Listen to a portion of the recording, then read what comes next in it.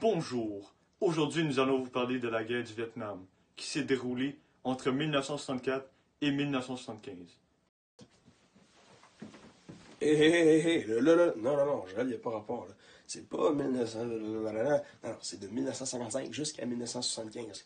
Il n'y a pas rapport, lui. Fait, regarde, on va vous laisser continuer.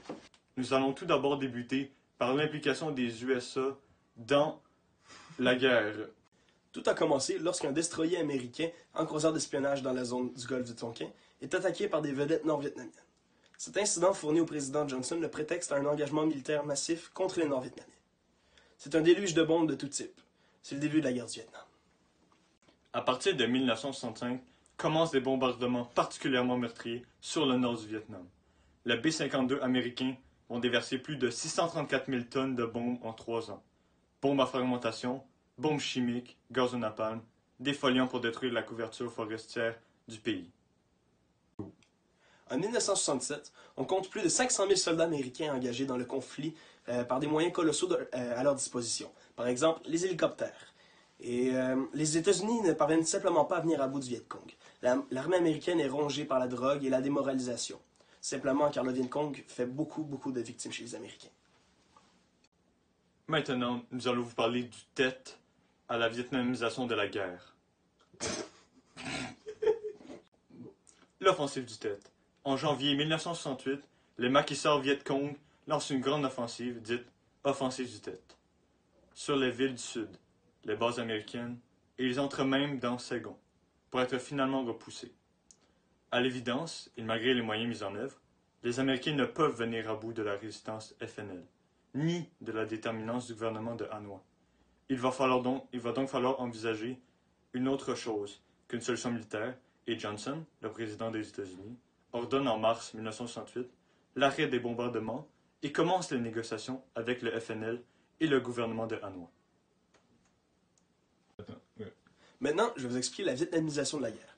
Dans le fond, le nouveau président américain, Richard Nixon, entame à partir de 1969 un lent désengagement des forces terrestres américaines qui passe de 500 000 à 50 000 hommes. En même temps, les États-Unis organisent une puissante armée sud-vietnamienne de 1,8 million d'hommes, dont 1,2 million de soldats et 600 000 miliciens. En mars 1972, l'armée nord-vietnamienne lance l'offensive générale sur la 17e parallèle, qui se trouve être la frontière entre les deux Vietnams. Nixon réplique par la reprise des bombardements massifs sur Hanoï et des digues du Tonkin. Maintenant, nous allons vous présenter la fin de la guerre, l'extension du conflit et l'échec américain. Pour négocier de force, Nixon décide aussi le bombardement de la piste Ho Chi Minh, qui, du nord du Vietnam, je pense que quoi déjà, à travers le Laos et le Cambodge oriental, approvisionne les maquis du Vietnam du Sud. Le nord vietnamien démontre leur esprit de compatibilité, malgré l'écrasante supériorité technologique des Américains. Dans ce contexte, il favorise en 1970, à l'instigation de la CIA, le renversement du prince Sihanouk, roi du Cambodge, dont la position dans le conflit est neutraliste, au profit d'une dictature militaire pro-américaine dirigée par le général Lon Nol. Le Cambodge bascule dans la guerre civile, les Khmers rouges, communistes cambodgiens pro-chinois, harcelant le nouveau régime à partir des maquis. En janvier 1973, les négociations de Paris entre Américains et Nord-Vietnamiens et celles entre Sud-Vietnamiens et représentants du FLN aboutissent à un plan de paix.